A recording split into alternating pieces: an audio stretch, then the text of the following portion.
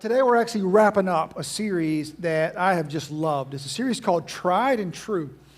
And if you're coming in at the very end, let me just kind of tell you what we've been talking about for the last few weeks. We've been doing the best we can to discover and to understand how to apply in our lives truth that we actually know is truth. We've been talking for the last few weeks about, how do we know truth can be trusted? How do we know we can actually apply it in our lives? How do we know we can use it and that it can matter to us? And the reason we're having this discussion is because my assumption for just about everybody in this room is you're either here because you believe in God, or you're here because you want to believe in God, or you're interested in the things of God, and so you're asking questions about that, and that's all built around truth. We always talk about how God's truth is the truth, and the reason we want that truth isn't for intellectual reasons. It's not just so that we know what the truth is, and so that should make things better. The reason we want to know the truth is because we want some certainty in our lives. We want clarity around confusing circumstances. We want peace when we don't 100% know exactly what to do. See, that's the value of truth. Knowing that something is true can allow you to trust it even when it doesn't make sense, even when you can't quite figure out what the next step is. And so what we've been doing for the last few weeks is trying to help us identify that truth, trying to help us develop a faith that can last and that can sustain in trials and in struggles and in storms and in confusions. And so if you've missed the last couple of weeks, what I would encourage you to do at some point today, if you haven't already, download our app. That's the best place to get it. You can go back and you can watch our entire series. And basically what we've been talking about for the last few weeks, we began weeks 1 and 2, and we tried to answer the question, how do we know what is true? How do we find truth? And what we talked about is there are specifically some markers that God has given us that helps us identify truth. And so for 2 weeks, we tried to discover those markers. And then for the last 3 weeks, we sort of pivoted to say, okay, we know how to find truth. We know how to identify truth. How do we actually put it into practice in our lives? How do we live it out? Because that's the value of truth. It's something that we can actually use in our lives to find that certainty, that clarity, and that peace. And so what we talked about a few weeks ago is when you actually try to live that truth out in public, when you try to live it out amongst other people, you quickly realize that not everyone agrees with you that God's truth is the truth. In fact, maybe most people don't agree with you that God's truth is the truth. So sometimes you're going to have, well, God's told me to do this, so I want to take this step, and your friend and your family, your neighbor, or your coworker are going to say, well, God hasn't told me that, and I don't want us to do that. And so you're going to find yourselves in tension. You're going to find yourselves in conflict, find yourselves being pulled in two different directions, pulled between the direction of, okay, well, God says to do this, and pulled to the direction of where my boss says to do this, my government says to do this, my fiance wants me to do this, my girlfriend wants me to do this. And so we've been talking for the last few weeks about, okay, what happens when we find ourselves in that tension? Because most people don't like tension. Most of us want to avoid tension. But what we discovered a few weeks ago is that when it comes to this tension, this perceived difference between what we believe is true and what the world believes is true, we can't avoid it. In fact, we should lean into the tension because as we discovered over the last few weeks, the tension is actually a test. The tension is a test for us. It's a chance for those of us that claim to believe God's truth to put it into practice in a world that disagrees, to do it kindly, to do it lovingly, to do it in a way that seeks to connect, not correct. And we do this because we've been learning for the last few weeks that testing of our faith is good. In fact, we've learned that it's only after our faith has been tested that we know our faith can be trusted. It's only after it's tested that we know we can trust it. And as we've been talking about, we want a trusted faith. We want a faith that lasts. We want a faith that can go the distance because that's the only thing that can actually provide that certainty, that clarity, and that peace despite our circumstances. And so what we've done for the last few weeks is we've actually traveled back in time to 600 BC, and we've been studying some men who found themselves in tension. A guy named Daniel and his friends Shadrach, Meshach, and Abednego. They were Jewish men who had been captured by the Babylonian Empire. They'd been taken back to Babylon and put into service in the Babylonian government. This was a very normal practice for the Babylonians. It was a way to assimilate new cultures into their empire. And so we've been studying them because these are men who loved God. But they found themselves in a world that knew nothing of their God. And they're the ones who taught us that the tension is a test. And if you were here last week, they also taught us that it is the fire that refines. Now, what that means is sometimes when we find ourselves in tension, when we find ourselves butting up against something in the world that doesn't agree with us, sometimes we can just have conversations and it works and they let us obey our God, but sometimes obeying might cost us something. Following God might have some consequences on earth, some consequences here and now. And what we learned last week is we shouldn't try to lessen those consequences. We shouldn't try to avoid those consequences. We should embrace those consequences. Because it's in those consequences that Jesus actually can grow our faith even more, can steal our faith, and can shape us into the men and women that he wants us to be. So not only should we embrace the idea that the tension is a test, it's okay to understand that the fire refines. Sometimes the world's not going to agree with us, there's going to be conflict, there's going to be consequences, and we lean in. And what I'd like to do today is I'd like to return back to Daniel. I'd like to return back to his friends because I believe there is one more lesson that we can learn from their time in exile. There's one more lesson we can learn from their time in captivity. And this time we're going to actually fast forward a little bit in Daniel's life. He is no longer bound to the Babylonian Empire because the Babylonian Empire has fallen. The Babylonian Empire falls to the Persian Empire. And the Persian Empire is led by a man named Darius the Mede. And he is now the new king over all the land. The Persian Empire is even bigger than the Babylonian Empire. Daniel, if you remember from the last couple of weeks, if you've been here, Daniel had experienced great success in government. He was well regarded. He was well liked. Well, he's continued to climb that corporate ladder. And where we find Daniel today, Darius is about to put him in charge of the entire empire. That's what a good job Daniel has done. And so the other men that were in the inner circle of King Darius did not like that. They resented Daniel. They didn't like Daniel. And they actually wanted to try to find a way to get rid of Daniel. So today we find ourselves with Daniel being openly attacked by people who are against what he believes God wants them to do. They are against him. They are actively trying to hurt him. And I believe we can learn from him how we as well should live in a world that sometimes may not agree with us. Now, if you were here last week, we're going to do the same thing we did last week. I want to tell you the whole story. I want to tell you Daniel's whole story, and then we're going to step back, and I'm going to say what I believe God would want all of us in the room who are seeking truth, all of us in this room who are trying to find something we can actually cling to and base our lives on. I believe God has a lesson for each one of us today. So if you have your Bibles, you can turn to Daniel chapter 6. That's where we'll be, Daniel chapter 6. If not, we're going to be here on the screen. But remember, Daniel's experienced great success. Darius is about to put him in charge of everything. And there's some men in the inner circle who are jealous about that. And so they get together, and that's where we pick up the story. The other administrators and high officers began searching for some fault in the way Daniel was handling government affairs. But they couldn't find anything to criticize or condemn. They start looking around, they start asking questions, but they can't find anything Daniel's doing wrong. In fact, here's what we know. He was faithful, always responsible, and completely trustworthy. Now, in case you miss this is Daniel talking about himself, which is a little funny.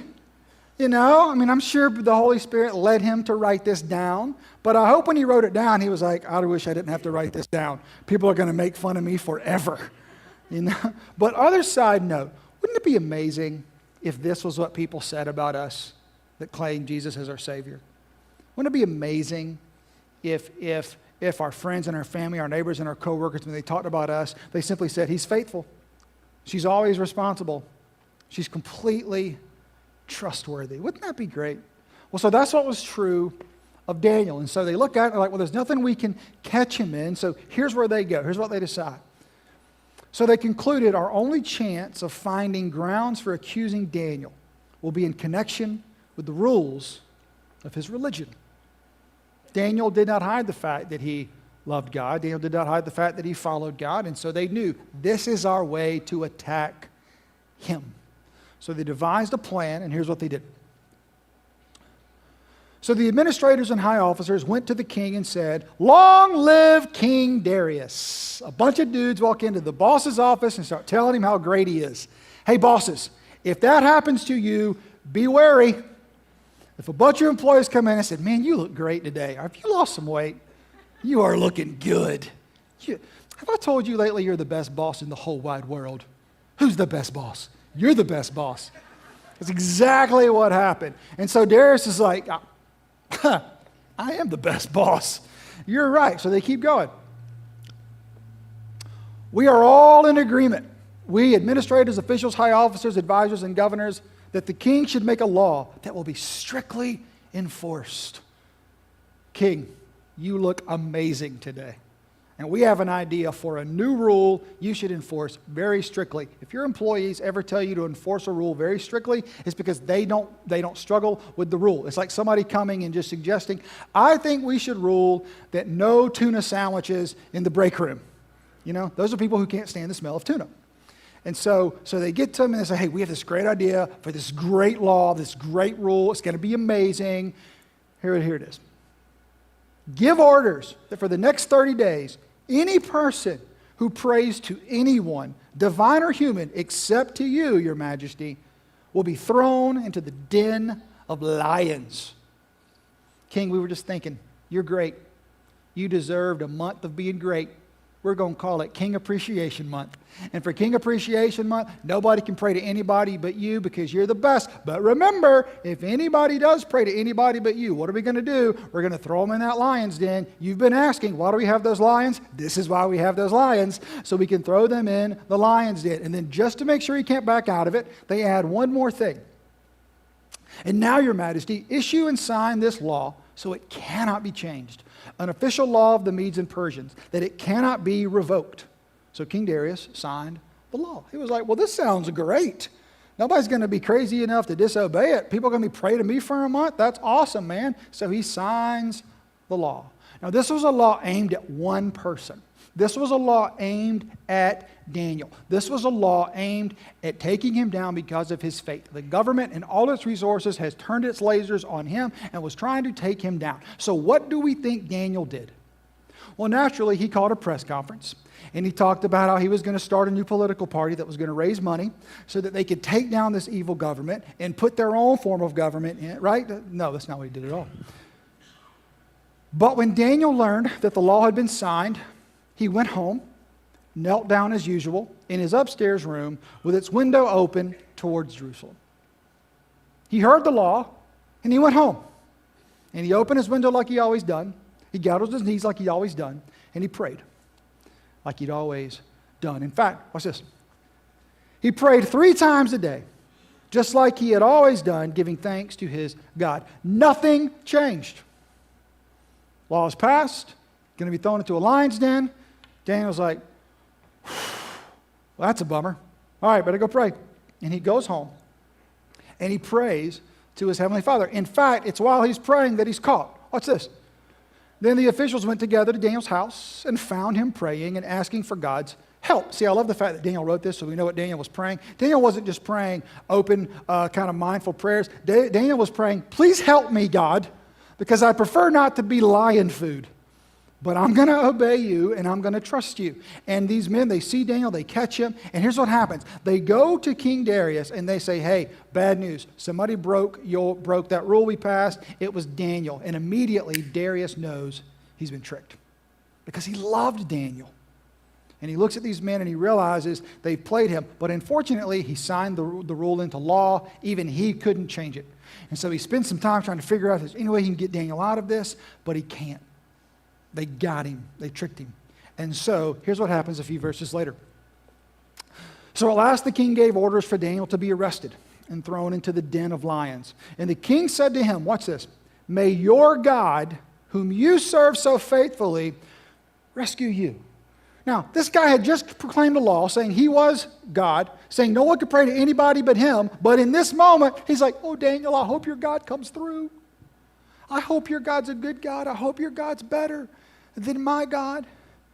Because he was really concerned about this. Watch. He was so concerned. Watch. So a stone was brought and placed over the mouth of the den.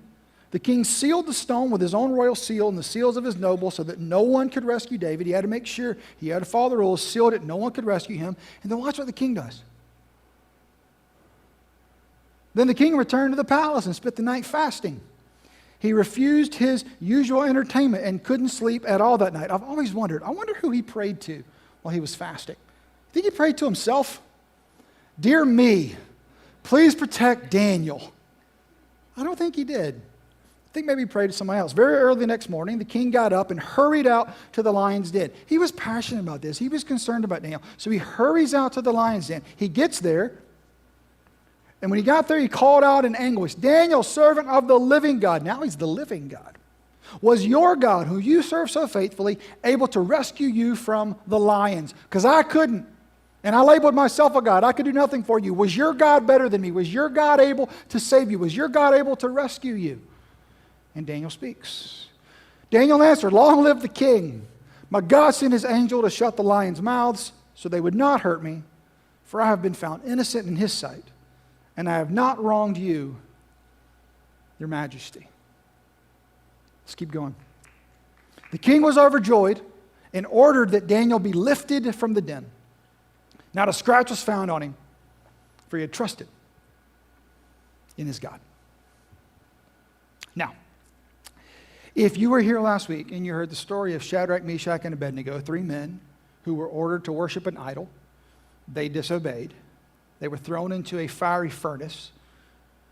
Jesus joined them there and saved them. You would be forgiven for thinking, well, this is the same story. It's the same lesson. Daniel had a rule that was going to be punishable by death. Daniel chose to obey his God rather than obey the government. He was sentenced to death, and God rescued him in that moment. And you would be correct. That is what happened. But I believe both stories are included in the book of Daniel for very different reasons. And I believe the lesson that we can learn from Daniel's life is crucial to developing a faith that can actually last us for the rest of our lives. Because if you recall, if you remember what we've learned from these stories, we've learned that the tension is a test. Daniel knew this. Shadrach, Meshach, and Abednego knew this. Daniel knew this when he didn't fight back at the rule. He didn't protest the rule. He didn't boycott the rule. He just went to his house and obeyed his God. We learned last week that the fire refines. Shadrach, Meshach, and Abednego were thrown into the fire. Jesus showed up and he rescued them. He takes them out of the fire. See, that's not exactly what happens to Daniel. Remember what we read. It was in the afternoon to evening, and he's lowered into the den. They place a stone over the top and they seal it. And Daniel is left there, alone and in the dark. But actually, that's not true. He's not alone. He's surrounded by this sound.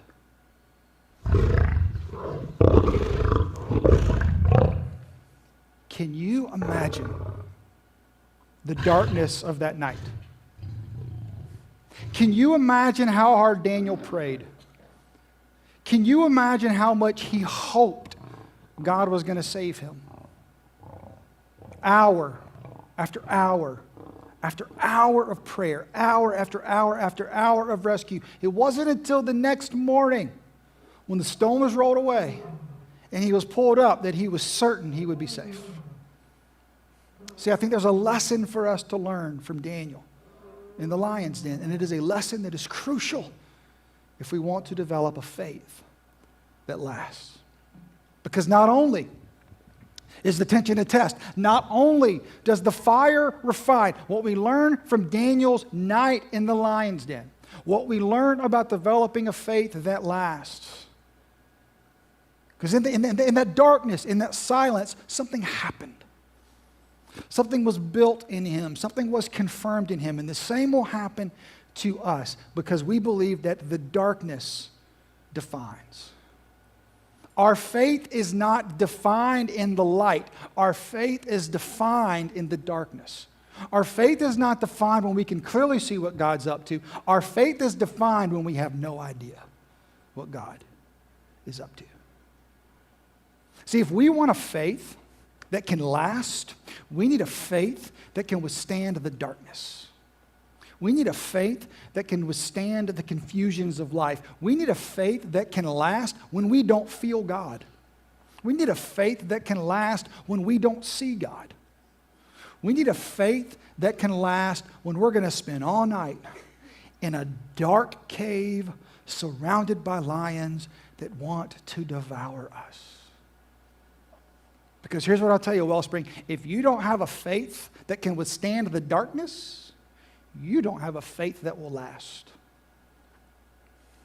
If your truth can't overcome the darkness, your truth cannot and should not be trusted. That, to me, is the lesson from Daniel in the lion's den. And it's a lesson that carries on into the New Testament. It's a message Jesus himself teaches. It's a message that his disciples teach. It's a message carried out from the early church, and it's nowhere more clearly stated than in the book of Hebrews, which was a letter to people trying to figure out if their faith could be trusted, if they could really trust the truth of what they've heard about Jesus. And in Hebrews chapter 11, the writer paints this perfect picture for us about what this faith actually looks like. Here's what he says. He says, faith is confidence in what we hope for, and assurance about what we do not see. Faith isn't confidence of what we see. Faith is confidence in what we cannot see. Faith is confidence in what we cannot feel. Faith is confident in what we cannot possibly figure out on our own. What Daniel in that lion's den had was faith. Was faith that his God was good and that his God was going to be there even when he couldn't see it, even when he couldn't feel it. And it wasn't faith built on circumstances. It wasn't faith built on, all right, God, you better. All right, God, if only. All right, God will win you. No. Daniel had a faith that could survive the darkness because he had confidence and assurance in something he could not see. I imagine him in that pit just praying, probably harder than he had ever prayed in his life. God, I know you're going to rescue me. God, I know you're going to save me. God, I think that rock's going to move. I think the king's going to come now. Okay, you weren't ready to save me yet. That's okay. But God, I have faith. I believe you're going to save me in 5, 4, 3, 2, 1. Okay, not yet either. That's good. All right, I trust you. Okay, but God, I want you to protect me. These lions are getting, okay, God, there's a lion breathing on the back of my neck. He's really close, God. It'd be really great. He's licking my face.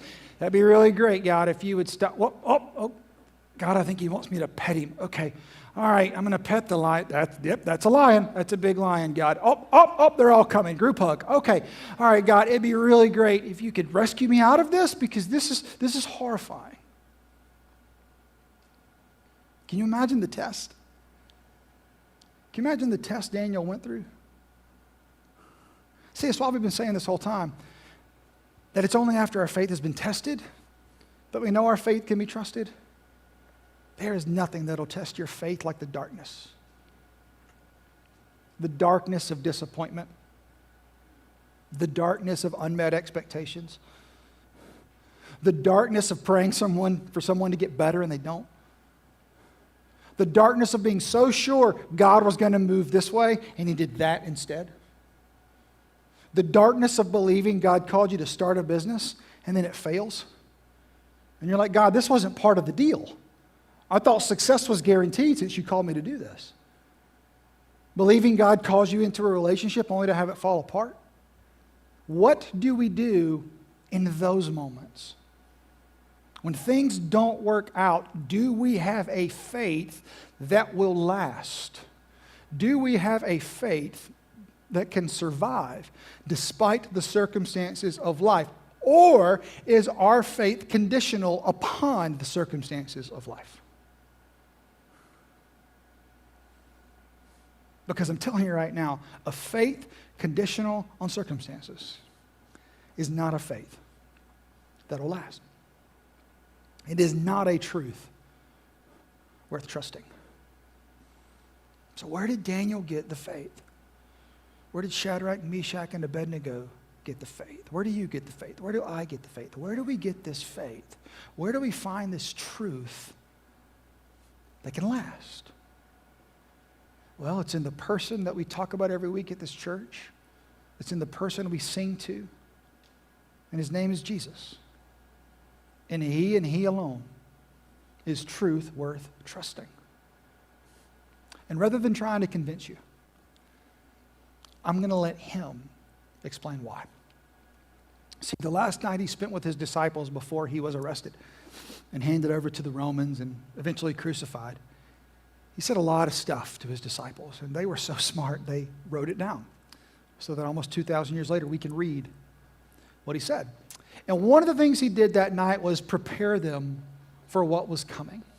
And He was talking directly to His disciples, but what we believe is that He was speaking through His disciples to us. And so we can read these words, and they're relevant for us today. And so here's what He says to you today. I have told you all this. Now, in context, He's talking to His disciples, and He's told them about what's about to happen. But see, here's what I know about Jesus. Everything we know about God comes from Him. Everything we know from the Old Testament comes from Him. Everything we know from the New Testament comes from Him. All of the stories. So for me, when Jesus looks to us and says, I have told you all this, what He means is, I have told you the stories of Daniel and the cupbearer. I have told you the story of Shadrach, Meshach, and Abednego and the fiery furnace. I have told you the story of Daniel in the lion's den. I have told you all these stories. In fact, Jesus would say, I have told you everything you know about me. If you've ever read any of the Old Testament, the stories of the men and women of faith who helped me as I began to try to establish a nation so I could launch my rescue mission. If you've ever read any of the New Testament, and you've seen the men and women that followed me, the men and women who learned from me, you've seen the miracles I did. If you've ever read about the spread of the early church, if you've ever read any of the training manuals, all the things you've read, all the things you've heard, Jesus says, I have told you all of this. I told you how the world began. I told you how it fell. I told you about me and Dad's rescue mission. I told you how it was going to work. I showed you what would happen if you obeyed me. I showed you what would happen if you didn't obey me. I told you what was going to happen at the end. I told you about eternity. I told you about how even though you feel like life on earth is forever, there's a life waiting for you with me forever. And thought about it that way, our life here is going to be just a blink of an eye. I told you all of this. I told you everything that has happened, that is happening, and will happen. I told you all of this. Why? So that you may have peace in me. Jesus says, I've told you everything that's ever happened, everything that's going to happen. I've told you all of this so that you can know that my truth can be trusted. So that if you're trying to decide what you're going to hitch your wagon to, what you're going to place your hope in, what you're going to say, this is the thing I'm going to attach my life to, this is the thing I'm going to let guide me, this is the thing I'm going to direct me, Jesus is saying, that's why I told you all this. I told you all this so that you can put your trust in me, so that you can be certain that I am a truth that can be trusted. I have told you all this so that in the darkness, you can define your faith by me. You can still choose to trust me. You can still choose to follow me. You can still choose to love me. That is why I've told you all this. And it's very important, Jesus would say, that you choose me, that you trust me, that you place your hope in me. Why, Jesus? Here's what He says. He says, because here on earth, you will have many trials and sorrows. Here on earth, circumstances will go bad. Here on earth, your best plans will sometimes fall apart in your face. Here on earth, your businesses will sometimes fail. Here on earth, you will make bad choices. Here on earth, things will not always work out. And so if you place your hope, if you build your life around the truth that if I follow God, I'm also going to have success in business. Or if I follow God, I'm going to have success in family. Or I'm going to have success in marriage. And nothing's ever going to go wrong. And no one's ever going to get sick. And nothing bad is ever going to happen. And there will be no tragedies. Jesus is saying, whoa, no. I've told you all this. I've told you that's coming. And I told you that so that you can have peace in me. And only me. If you try to make it God plus success, it's not going to work. Because here on earth, you're going to have many trials and sorrows. And if you begin to equate your success at work with your relationship with me, it'll all crumble to the ground. Because I'm telling you, here on earth, there will be many trials and sorrows. Have you not read the stories of the people before I came and what their lives looked like as they followed me? Or have you not read the stories of the people after I came and what their lives looked like as they followed me? In any of that, where do you get follow Jesus and everything works out? Follow Jesus and I never get sick. Follow Jesus and my business will work. That's not a promise. That's a lie. And if you believe it, you will be disappointed. And your faith will crumble at the very moment you need it the worst. In the tension, in the fire, and in the darkness. And Jesus says, you don't have to. That's why I'm here.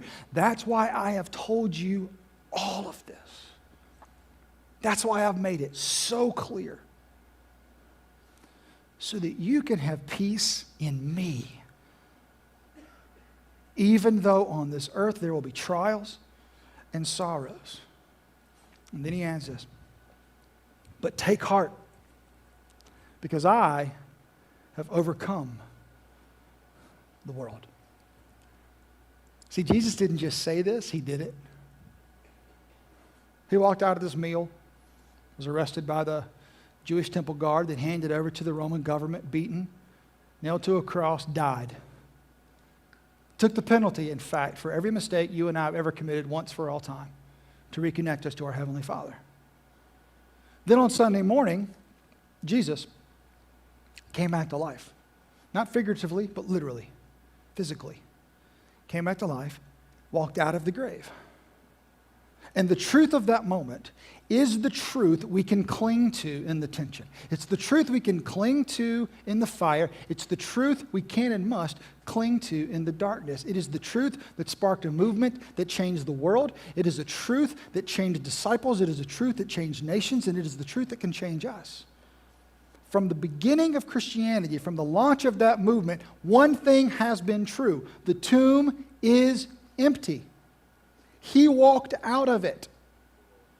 And for thousands of years, people have tried to disprove that, starting at the very beginning, but never once. Not once could the Jewish leaders, could the Roman government ever prove that the tomb wasn't empty. You know why they couldn't prove it? Because it was. And if the tomb is empty, Jesus literally physically came back to life. And if he literally physically came back to life, that means he overcame the world, which means we can take heart. We can put our faith in him. We can trust in him in the trials, in the sorrows. We can find peace because he told us all of this.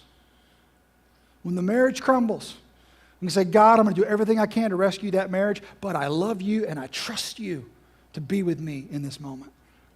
When our business fails, God, I'm going to do everything I can to rescue that business, but I love you and I trust you and I know that you are with me no matter what.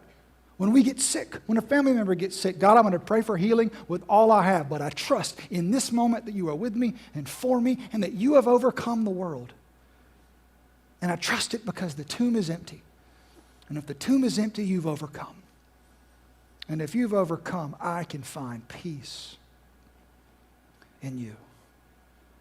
Because of all you've said.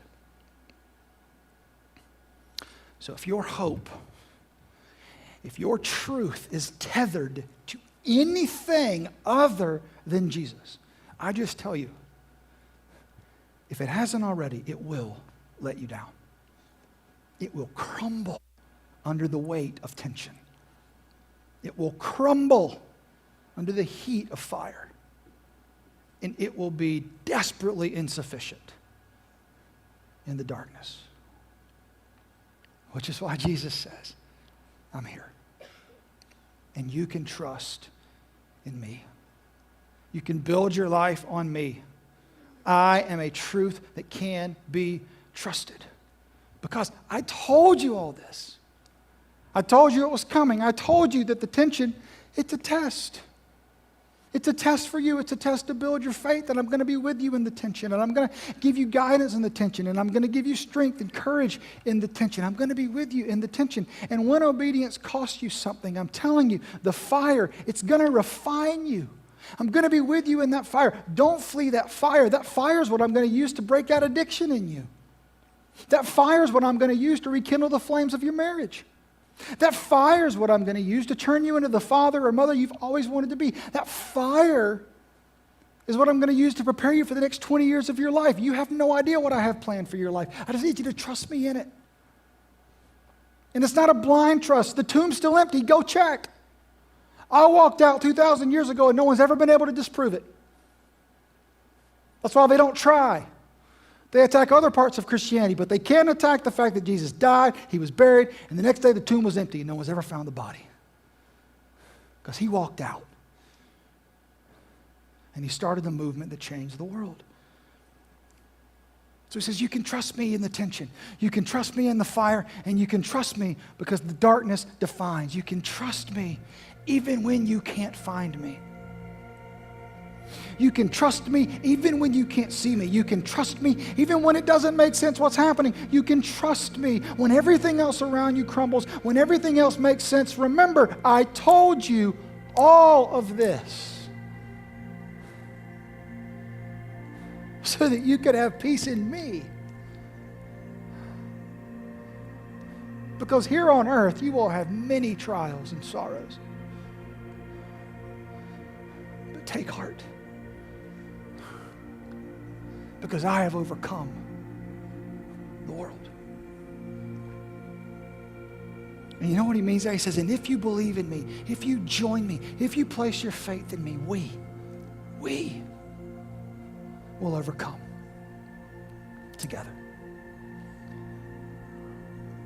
We built this series on a simple question. How do we find truth that can be trusted? Here's the answer.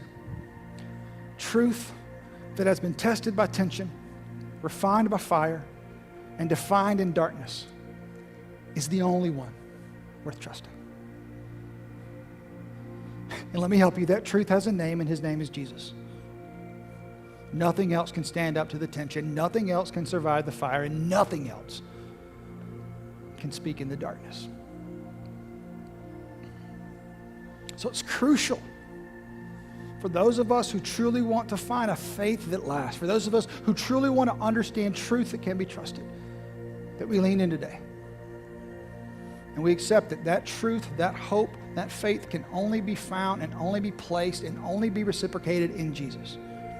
He is the only one worthy of our hope.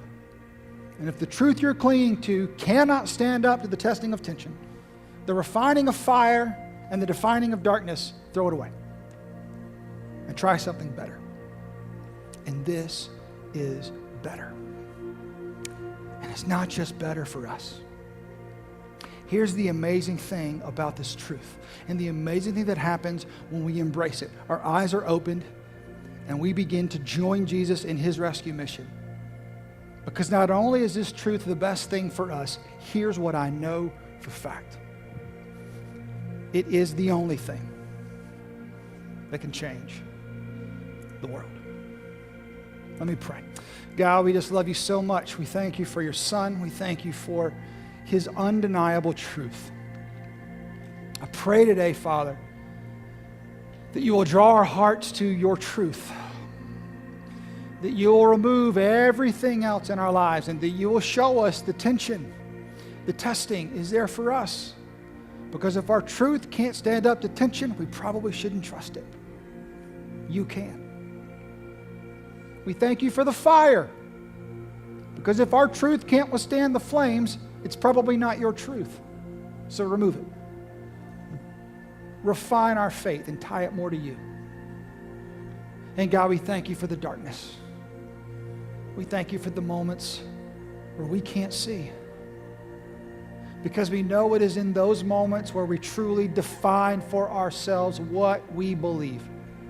We define for ourselves what our hope really is in. And Father, may our hope always be in you, in your Son, and in the empty tomb. May we never forget you brought him back to life as a promise to us. And may that promise and that power sustain us in the darkest moments as you prove that your truth truly can be trusted. We love you. It's in your Son's amazing and holy name we pray.